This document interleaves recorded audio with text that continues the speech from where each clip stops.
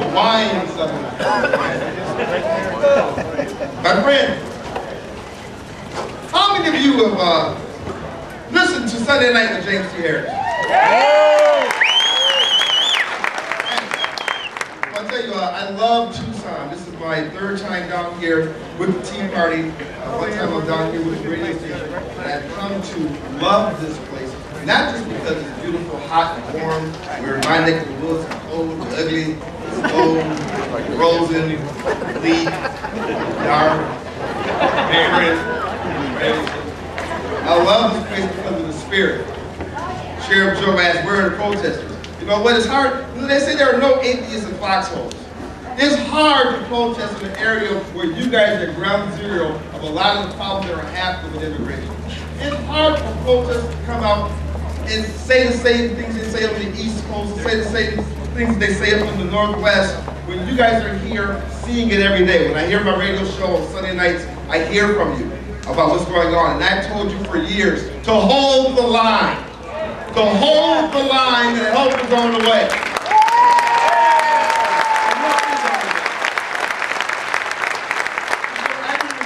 When I talk about my show here in Tucson, I really had an opportunity to do that because of one man.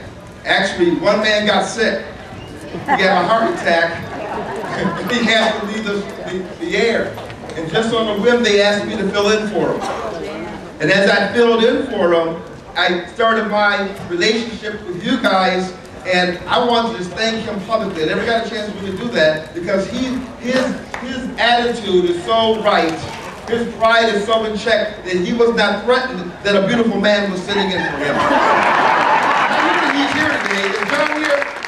Jon Justice? Jon Justice!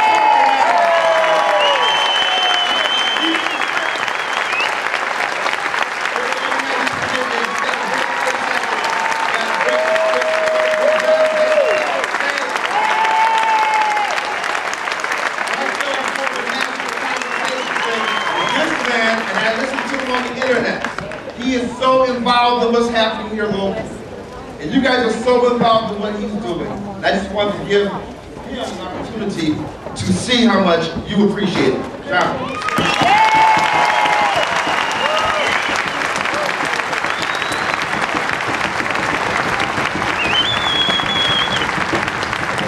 I've been looking for this guy all morning.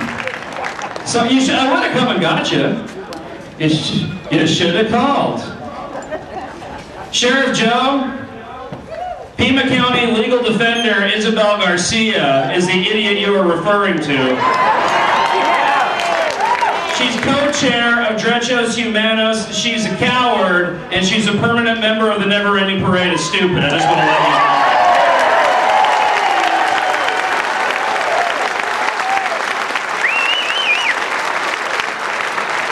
Thank you, James.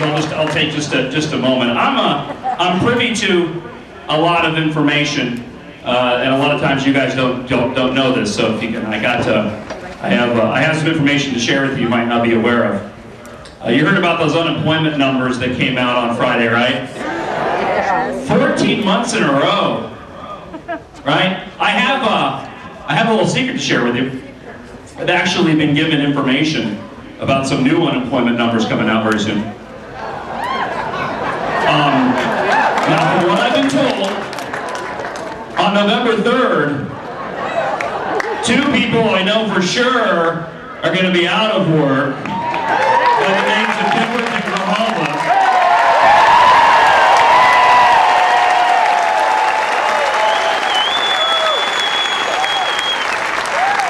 One guy's going to be looking for work. His name is Rodney. How does this affect my political future? Last name.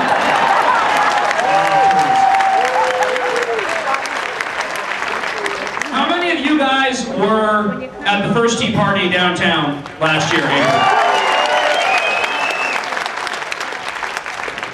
You know, that's when the war started. You realize that, right? The culmination of what you see today and us being on the precipice of history come November 2nd started downtown that day, okay?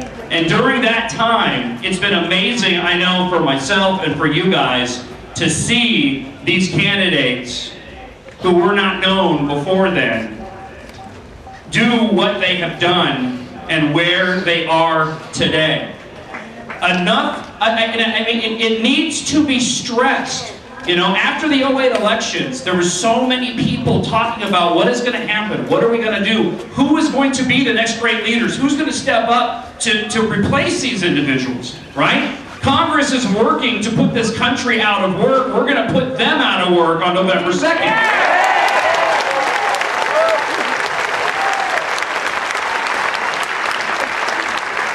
But I cannot, you know, the story isn't Christine O'Donnell, it's Ruth McClung.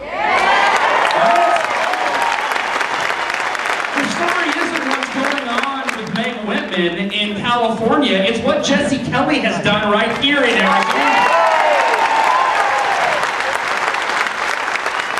You know, who will be the next great leaders that are going to work for us? Who will be the individuals that we can trust, that we can put our faith in? I'm not talking hope, I'm talking faith, all right?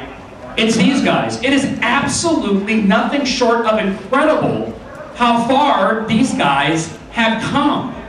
I mean, Ruth McClung, a year and a half ago, I mean, that is the story. That should be national news, what this woman has been able to accomplish, and what she's going to do November 2nd.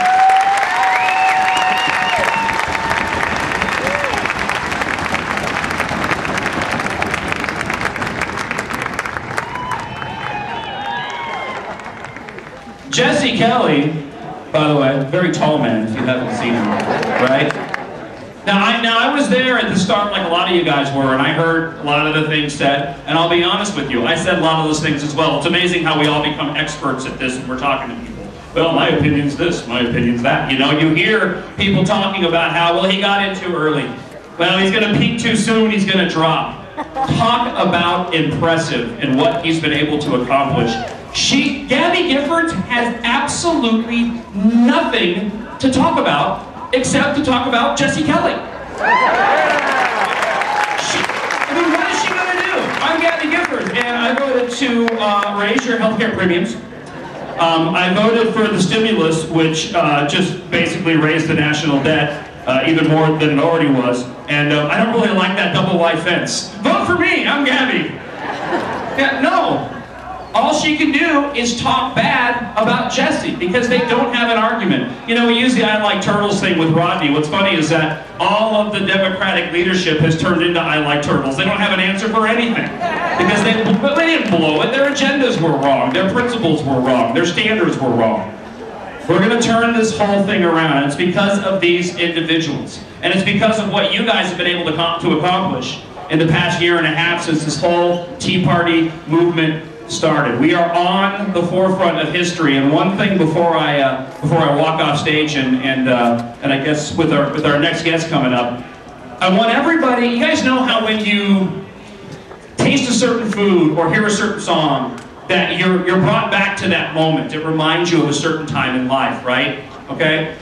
Try to find something that you can grab onto between now and November 2nd, because once we take this country back on a course towards prosperity, once we put these guys out of work, these tea parties, this feeling you have right now needs to continue. We have to continue moving forward. We need to always have tea party rallies, even when we have our guys sitting in Washington fighting for us. We have to continue to always fight for them, even when things are going right, because the problem was, we all thought we had elected a bunch of people that weren't going to screw things up, and they did. May we never become complacent with our leadership, and we always support them, and may we always remain vigilant.